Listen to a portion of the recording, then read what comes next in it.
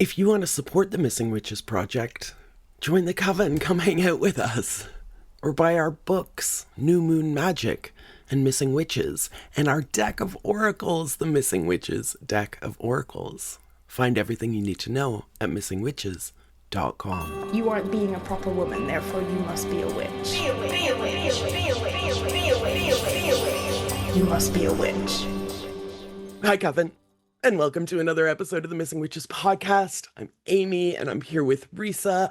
For Samhain this year, this halfway point between autumn equinox and winter solstice, we've invited a witch who needs no introduction, but I'm going to give her one anyway. Pam Grossman is a writer, a curator, a teacher, and of course, a witch.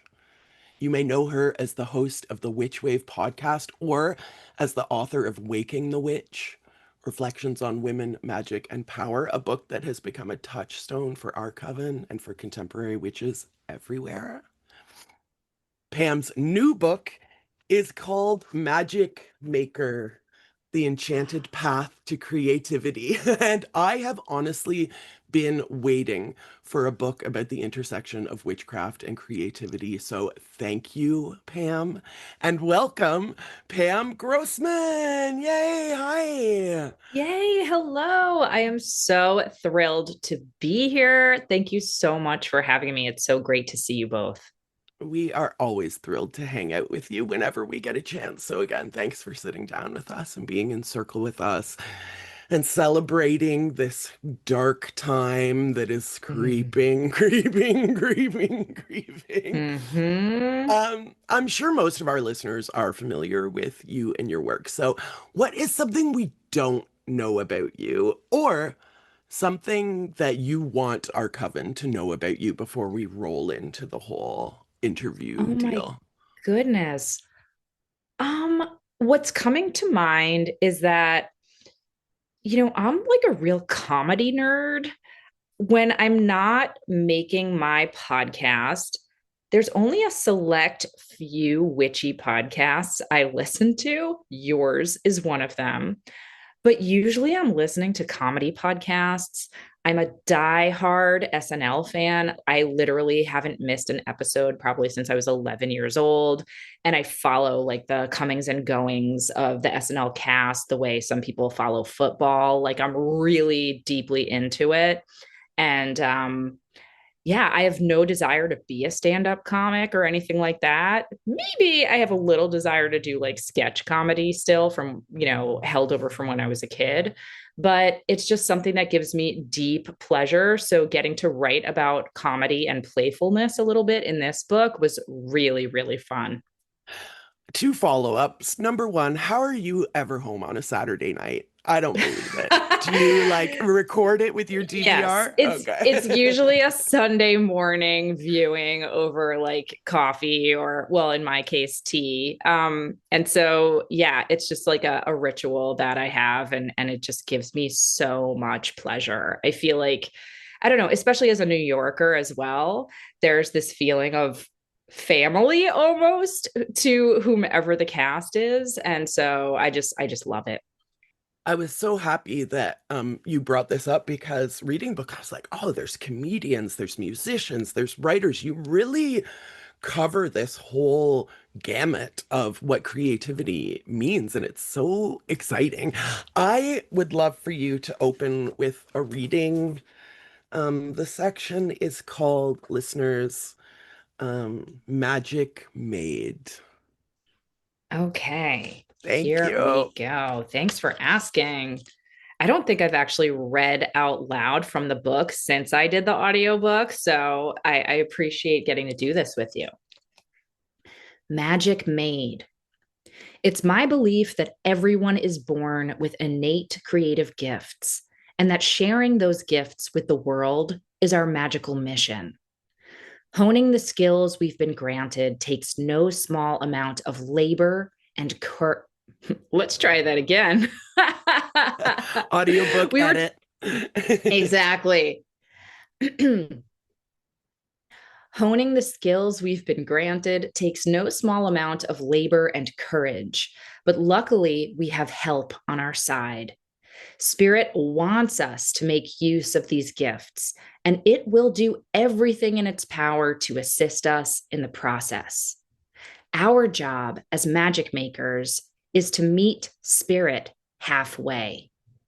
We can do this by consciously inviting it to work with us and setting up the best possible circumstances that allow its presence to come through with clarity and ease. This means making it feel welcome and wanted, and opening oneself up to being a gracious receiver of its messages. It means fully committing to the craft of shaping the inspired information that Spirit sends us into a suitable, useful, even beautiful form. And it means staying with the magic, no matter what distractions, doubts, and other demons arrive to try to undermine the process. We begin by readying ourselves to co-create something with Spirit that wasn't there before.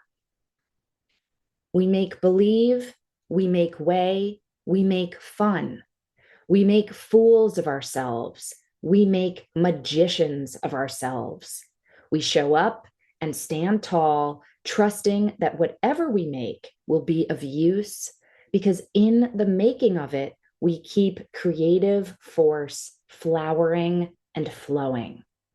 We enter the magic chamber with one arm skyward and one arm earthward, poised to pull ragged lightning and raw sparks down from the heavens and form them into fire. We begin. And so we begin. There are so many, I mean, this is like a page and a half, but there are so many takeaways here. Like the idea that Spirit wants us to create is so powerful. I mean, I read once that public speaking is the #1 phobia in North America. Mm-hmm. And, we were talking about stand-up comedy. I'm a performer. I've been on stage many, many, many, many, many times. Stand-up comedy is the most terrifying idea to me because you can't just you have to have a reaction from the audience or you can't get it. But we make fools of ourselves. We make magicians of ourselves. I think this is such an important command or idea or permission slip that if people's #1 phobia is public speaking, that means that they're more afraid of making a fool of themselves than they are of like dying from a tall height or a snake bite or whatever else people are afraid of. So how do you like how have you made yourself okay with being a fool, having fun as a goal? Yeah. What a beautiful question. When I was writing that, I was certainly thinking about allowing oneself to push past feelings of self-consciousness and self-criticism and all of those other things for sure. And I was thinking about the Fool card of tarot, because one of the guiding images of Magic Maker is the Magician card. And in the book, I really unpack that image and I talk a lot about the creative person or the artist being a bridge between realms and really connecting the celestial realm with the terrestrial realm, right? And you're this kind of conduit, as the magician is in tarot, between these different realms. And then you're manifesting force into form when you make something. But in order to do that, if you think about the major arcana, you have to begin as a fool. And the fool is, as many people listening will presumably be aware, the fool isn't just like an idiot or a jester. That's kind of part of the archetype, but it's also about beginner's mind. It's about having this openness and this sense of being okay with taking a leap of faith, a leap into mystery, being okay with not knowing, with not being in total control. And so when I was thinking about this book, and when I think about how I approach a lot of my creative practice, It's about knowing that there's probably going to be some discomfort involved. You know, we don't know how it's going to turn out. We can't control everything, even the most skilled among us. And I think there's something really exciting about that. And it's certainly something that I'm not always comfortable with. I mean, I can be a real control freak. It's something I've been working on in therapy. But I have found magic has helped me let go and do a trust fall into mystery. And that has then helped me get out of my own way a little bit more and be more receptive and by extension, more productive because I'm not like hyper controlling and hyper criticizing everything I'm doing as I'm making it, or at least that is the goal. I want to know what the feedback loop was like for you in your magical practice of writing this book and looking at your practice and living your work and doing this huge curatorial work that is this book of bringing in so many creative practices, but then having to like live it alongside. You tell the story of it through the book, but I wonder what it was like to feel that and how it changed your magic. Yes. You know, in the book, I write that I have had to practice what I priestess, and especially with this book, because as I was writing it, I was also using a lot of the techniques I was writing about to create this book or to co-create this book with Spirit. And what was nice about that is that I was kind of my own guinea pig in a way, you know, my own test subject. And so when the inevitable feelings of insecurity would come up, or feeling daunted, or feeling stuck, all those things that can happen during the creative process, I was like, ooh, well, actually, this is kind of useful because I can really look at this, study it, and write about it. And there's a whole section in the book about trying to slay your creative demons. And so a lot of the demons that I write about, perfectionism, the demon of suffering, the demon of scarcity, all of these different demons would show up as I was writing the book. And I was like, all right, that's okay then, because this happens for most creative people. And so I can study them and I can then put them into the book. Likewise, every time, and without exception, and I don't recommend, or rather I don't suggest that you have to do it this way, but for me writing this book, every single time I sat down to write, I called Magic Circle. I lit up my altar to Mercury, because Mercury is one of the guiding deities of this book. And I, you know, really went into this devotional space of making sure that Spirit knew that whatever came through that day, I knew it was divine. And I knew that I, in turn, was being tasked with making it an offering to the world. And then to close the feedback loop, that is then an offering back up to Spirit, right?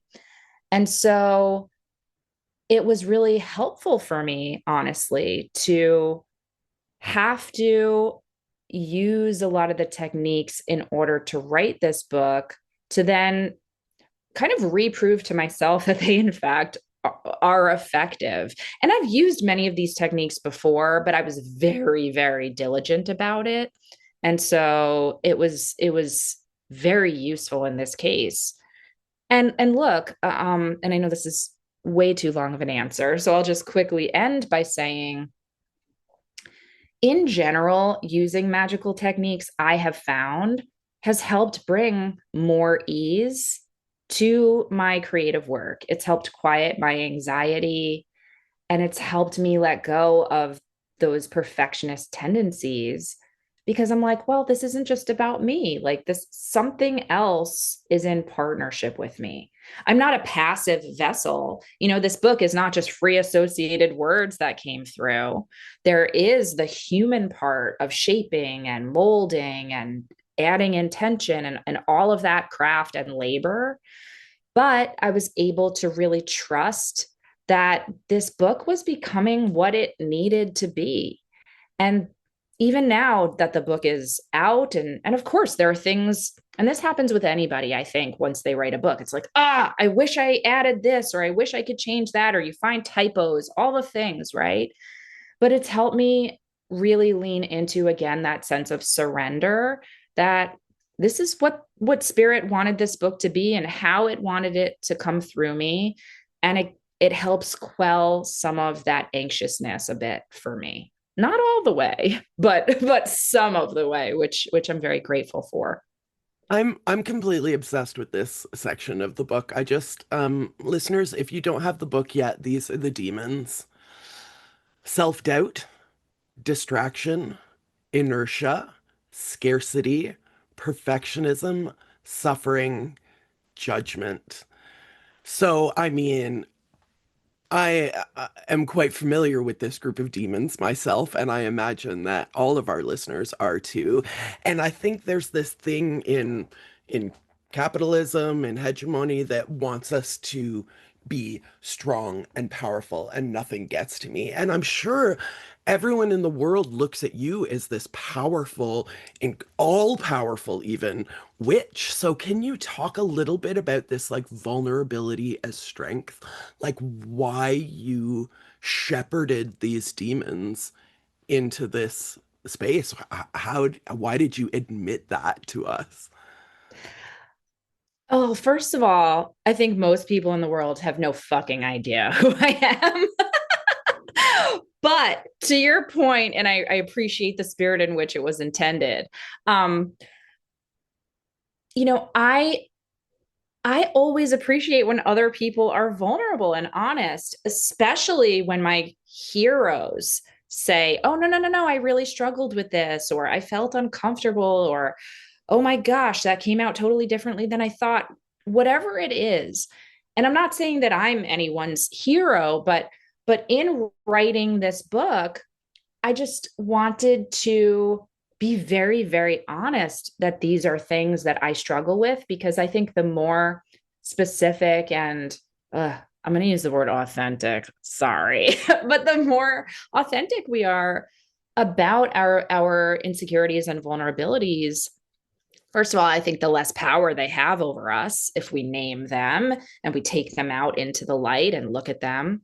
But also, I think it's hopefully a generous impulse, because I think unless you're a total sociopath, I think most people are familiar with some, if not all, of these demons in their life, throughout their life. So I just wanted to let the reader know that of course I battle with these demons all the time. And I think that's normal. I think it's expected. I think a lot of people stop themselves from making what they're meant to make because they're like, "Oh, I feel uncomfortable," or "Oh, I'm scared." It's like everybody's uncomfortable. Everyone's scared. There's this quote in the book from David Bowie, and this quote has gone around Instagram, and I'm sure several people have seen it already.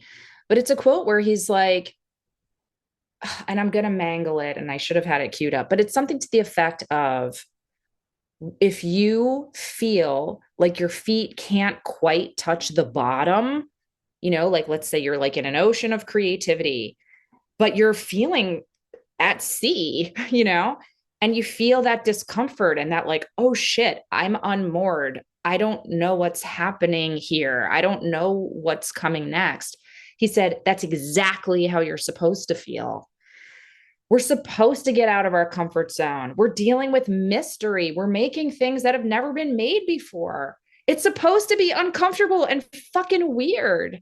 And so I thought if I wrote about that, it would hopefully help people push through those feelings and keep going, because that's what spirit wants us to do. It wants us to finish. It wants us to make stuff. And that's our job. The judgment and the criticism and all that shit, that's not our job. We're here to make things. You talk kind of a lot about this notion of sacred discomfort in the book. And I think for people who do have fears or whatever, that this is going to really be like something that's going to allow people to break through. This book is going to be something that's going to allow people to break through those fears and do something, to get comfortable with the discomfort of doing something new, trying something that you've never tried before, getting up on stage and doing stand-up comedy, all of those things. So again, thank you, thank you, thank you, thank you, thank you. Oh, I'm so glad that you responded to that section that way. That was certainly the intention. And I've said this before, but often I write the books that I need. I don't have all the answers, and writing a book lets me ask the questions. And so this book is also for me. It's trying to help me feel braver, and it's trying to help me push through those demonic moments of doubt and insecurity. And it's to help me keep making the things I meant to make, even though I often feel uncomfortable or feel like I don't totally know what I'm doing. So I'm so happy that that resonates with you. That makes me feel really happy. I want to talk about erasing the line between spirituality or your spiritual practice and creativity. That line, like, lit through my body. It's totally something that is core to Amy and I's like friendship and collaboration. We met in a green room at a show. We started as creative collaborators, and we feel like that allowed everything else to happen because we met in a space where we acknowledged each other as creators. And so there's something there that I want to hear you talk about more, that our spiritual practice can be a creative practice, a play practice. We can get closer to spirit through creation, and that we can like become creators through our spiritual play and reverence. That value in the book is, I think, going to be so life-changing, and I want to hear you talk more about it. So for a very long time, I definitely kept my spiritual life and my creative life separate. There was kind of a bifurcation between them, not even consciously. I was a super creative kid. I loved to write poetry and music and perform and make art. And I loved to cast spells and, light my candles and do my rituals. And my bedroom, it's funny because my bedroom has shown up in every book I've written. Like, it was just such a sacred cauldron for me when I was growing up. But my bedroom really was this space where I could like get super weird and make stuff. I could make art, I could make magic. And it was this sense of like very deep play and being in flow and feeling like I was in this liminal space where I had total freedom to manifest things. But it wasn't until I got older, like was a full ass adult, when I realized looking back, like, ah, I was doing the same shit. Like I was, I was entering this magic circle and setting this, sacred space to receive creative force, as I call it.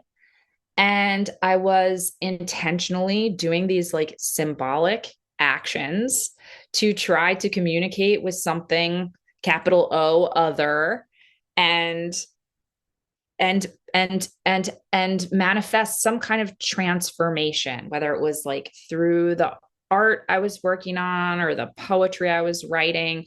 I was doing that because I was trying to make a change in the world, right? Change my emotions, maybe change the emotions of someone who might encounter my poem, even if nobody ever read it.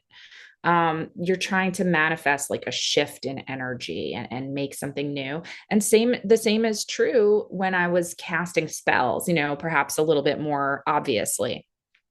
And then I realized so many of the artists that I was in love with, from the surrealists like Remedios Varo and Leonora Carrington to musicians like Tori Amos and David Bowie and Bjork. I mean, the list goes on and on and on. that not only was I responding to the subject matter in their work, which is often mythological and magical, but that they were using magical techniques, even if they didn't call it that, to generate their work. I know I keep writing about or bringing up David Bowie, and I write about him a lot in the book. He's a real creative hero and sort of creative ancestor of mine, a chosen creative ancestor of mine. But he had a practice of essentially divination. He came up with this computer program called the verbicizer. He would put in random lyrics and words, and then at the touch of a button, it would kind of like shuffle the cards, if you will. It would mix up all his lyrics, and then it would spit out, the lyrics in a certain order. That is a form of divinatory practice. You're letting spirit sort of make the choice for you. You're leaving it up to chance. And certainly he had a lot of other interests in the occult and so on throughout his career. Same with Remedios Varo and Leonora Carrington. I grew up loving their work, but it wasn't until I got older and really studied them deeply that I was like, oh, they studied Kabbalah and tarot and Gurdjieff and witchcraft and Remedios Varo had a practice of surrounding her canvases with crystals intentionally when she painted. That's magic, and that is blending magic and creativity. So one of the goals of the book is not only to share my practice, but to show that so many artists that people admire have pulled on these threads, and that it's not a weird thing to do. Like, it's actually pretty normal, even if people haven't thought of it as magic or witchcraft, that this is part of the human history of making things. I have to ask about a specific spell that you did that I have been waiting months and months to have the opportunity to talk to you about. Maybe you know where I'm going with this, but you joined Jinx Monsoon, a sold out Carnegie Hall show on Valentine's Day just this year. And y'all performed a live love spell that, according to the source I looked at anyway, is believed to be the first public spell cast on the Carnegie stage. I was lucky enough that Kenny, shout out Kenny, I love you. I love you so much. Sent me Love the you, text. Kenny. Love you, Kenny. Sent me the text of the spell. But I need to know how this came about. How did you and Jinx work together on the actual text of the spell? How did this come to be? Thank you for asking about that. It's funny. Someone else recently asked me, like, is there anything I wish I could have put into this book? And there's so much I wish I could have put into this book.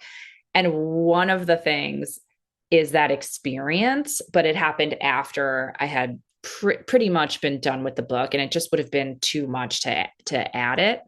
But I love talking about it because it really is such a great example of putting a lot of these principles into practice. So to back up a little bit, I know Jinx and you both are fans of each other, and she's been on your show. She's been on my show a few times on the Witch Wave, my podcast. And she and I have become friends over the years. I think when she was first getting interested in witchcraft, and you can hear her talk about this on my show. I was also on her podcast, which I think isn't going on anymore because she's so busy. But she's the busiest. The busiest. But you can hear her years ago kind of grappling with this idea of like, wait, she felt like she was a witch, but she also like is very irreverent, and she didn't want to offend anybody, and she didn't know if she really could kind of claim this for herself, and she was kind of working it out. And she and I had a lot of conversations about the fact that like you can be a witch any which way you want to be. There is no Pope of witchcraft, and having a spirit of what I call reverent irreverence is actually like very much part of the tradition of witchcraft. Gerald Gardner, one of the kind of fathers of Wicca, he has this great line in one of his books where he says, witches are consummate leg pullers. Like, witches often have a great sense of humor, right? And there's a little bit of, trickery and playfulness and fun, baked into the archetype, I think. Anyhow, she and I became friends. I saw her perform many times. We hung out. Like, we just really developed this beautiful friendship of mutual respect and real appreciation for each other's work. She started blending witchcraft more into her drag persona. If you watch season 7, I believe it is, of All Stars, RuPaul's All Stars, she embodies the archetype of the witch, I think at least 4 times during that run, that series. And spoiler alert, she goes on to win All Stars. She becomes, I think the phrase is Queen of all queens. Is that right? And even when she wins and they crown her, she has her scepter and she claims it. She claims her win in the name of Hecate, goddess of witchcraft. And I was just like, fuck yes. My point is, Jinx has fully integrated her witchcraft practice into her drag persona. And her drag persona is very expansive. It's not only about being a witch, but it's part of the persona. And so I've just found it really moving to witness that and to have played any part in giving her a permission slip, which PS, she did not actually need. But if I played any part in helping her be more confident and coming out of the broom closet, it is an honor of my life, Fast forward, she one day FaceTimes me. This is in July of last year in 2024. And she says, hey, I'm going to be performing at Carnegie Hall. It's my debut show. It's going to be on Valentine's Day. And I want you to be in the show. And I want you to cast a love spell. And I was first of all, so overjoyed for her to be on that legendary stage. For people who don't follow Jinx as closely as the 3 of us do, since she has won RuPaul's Drag Race twice, she's gone on to become a Broadway star. I mean, just starring in so many shows. As we record this, she's just finishing up her run in Oh Mary, but she's been, doing all this other stuff. But for her to do her Carnegie Hall debut with a band and the whole thing, that's the stuff of legend. So I was thrilled for her and so honored to be invited to do it. And to answer your question in terms of how we came up with the spell, first of all, let me say that the show was co-written and directed by another hero of mine, Benda LaCreme, Jinx's best friend, incredible drag queen herself, another total hero of mine. And I'd met Dela a couple times briefly, but for me to be working with her too was just beyond. And they pretty much gave me free license to write the spell I wanted to write, to, get the costume I wanted to get. They were basically just be fabulous. You're never going to outshine Jinx. It's just not possible. So be as grand and magical and beautiful as you possibly can be in terms of your costume and so on. But they really trusted me. And so I worked with this incredible costume designer that I know, Normandy Sherwood, and designed this incredible costume, which we don't have to get into all those details. But I wrote this spell, and the love spell was really about, and Jinx did ask, it was important to her that there was some element of integrating the masculine and the feminine. That was one of the things she requested, which was great by me because we're very much on the same page about that. And, but beyond that, I wrote this spell that was really about trying to amplify the spirit of love for everyone in that audience, particularly because as you can imagine, her audience is primarily queer and lots of trans folks are in her audience. And this spell, we didn't know this at the time. We didn't know who was going to be president when she first invited me. We now know who the president is, unfortunately. And we didn't know that in terms of divine timing that this would happen, that the week of the show is when the president announced that at the Kennedy Center, drag was going to be banned. And lots of other like terrible things were happening in the news around queer and trans issues.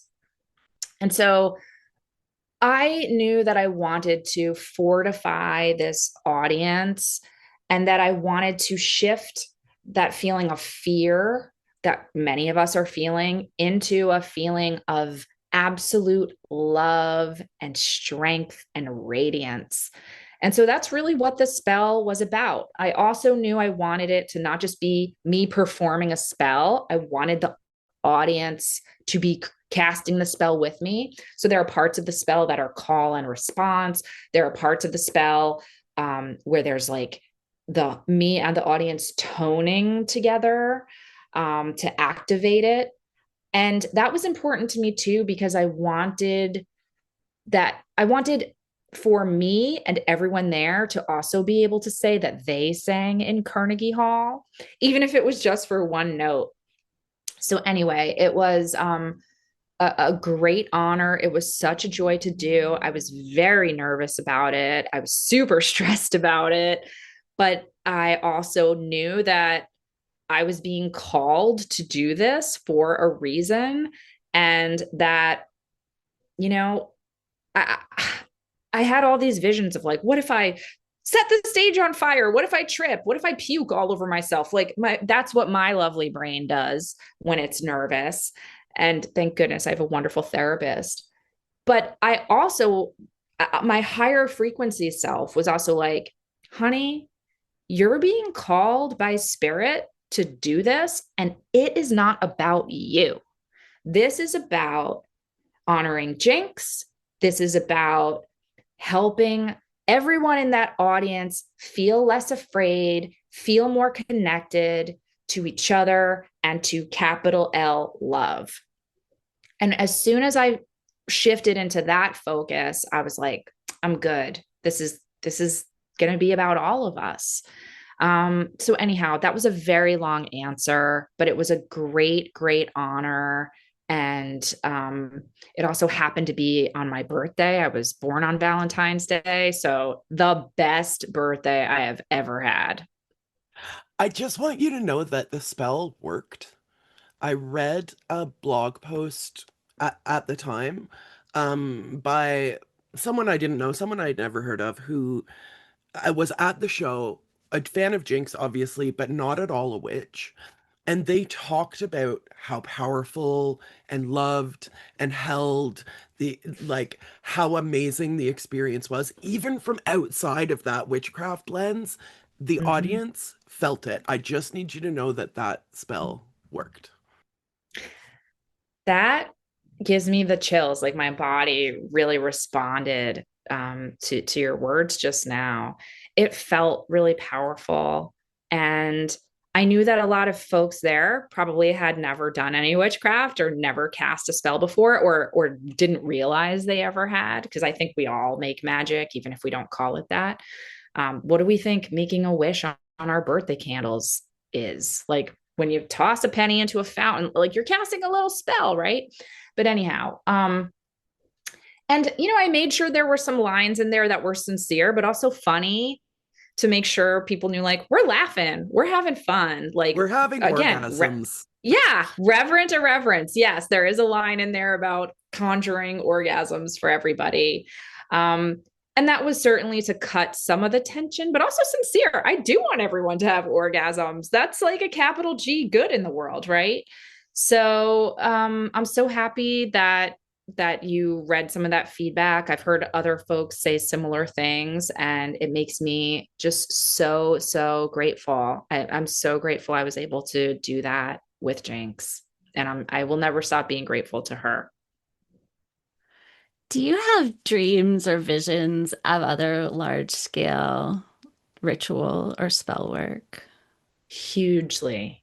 This is one of my biggest dreams right now is Yes. to take that experience and figure out, I was going to say how to scale it. It was already like scaled, but to really offer, I have big, big visions of offering public ritual for people that also incorporates drag and music and, maybe even comedy. Like, I want to do these art rituals, and I would love to be, the MC hostess of it, and offer my craft to it. But I also don't want it to be just about me. Like, I want to bring in lots of other creative folks. And I've started talking to some producers about it and some artists about it. And one thing I'm trying to manifest with it is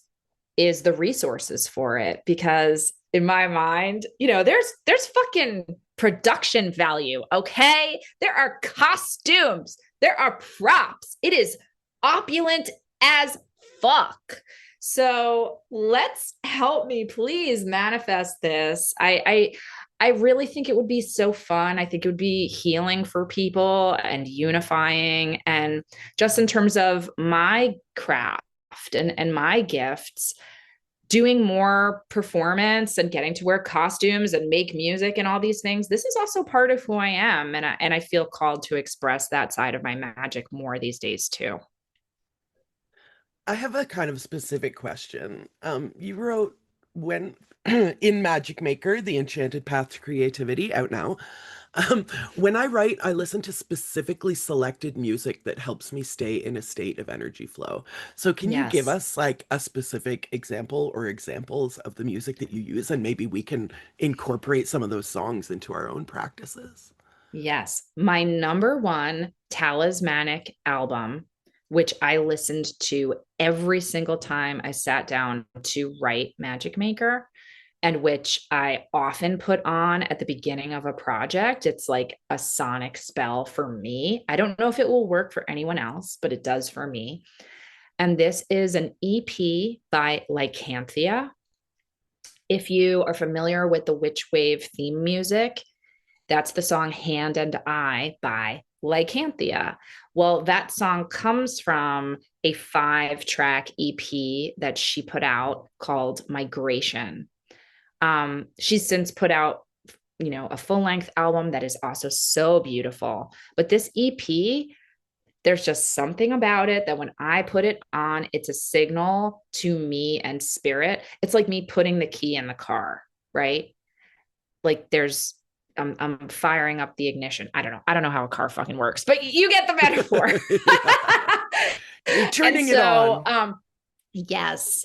And so I listen to that album as I'm beginning, and then it shifts into like other music for sure.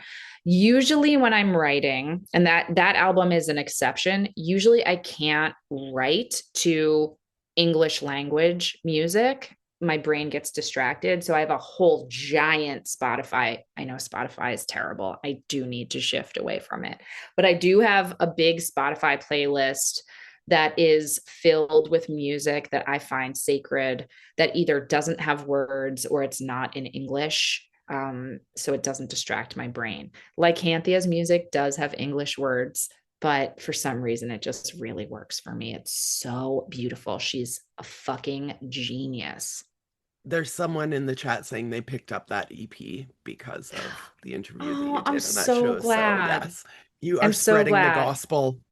She's something. I mean, and P.S., that's just something she does sometimes. She also is like a professor at Columbia, and she is from South Asian. She's of South Asian descent, but she is a scholar of Roman ancient history. Like, she's just like a wild polymath genius of a person.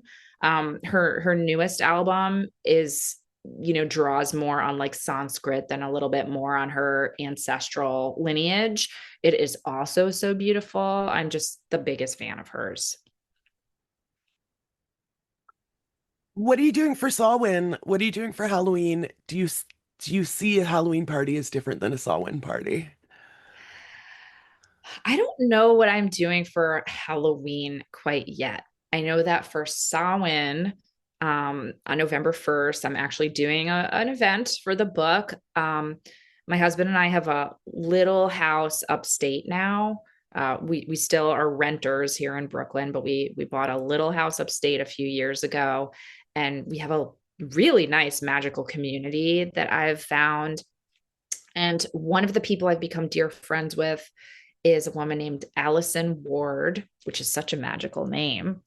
And she owns a shop called Madame Fortuna. It's like you would both love it.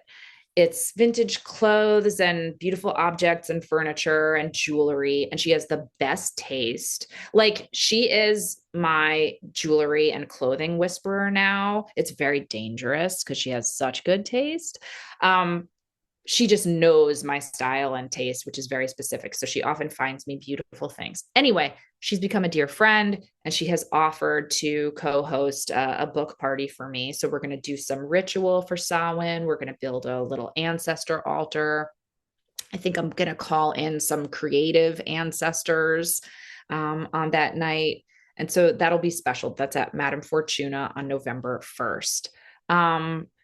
And then in terms of my own private like celebration, to be honest, I rarely go to Halloween parties anymore. As I imagine it is for you both, October is like my busy season for work. It's fun, sacred work, but it is my job. And so I often keep days free because I sometimes get last minute requests for this or that.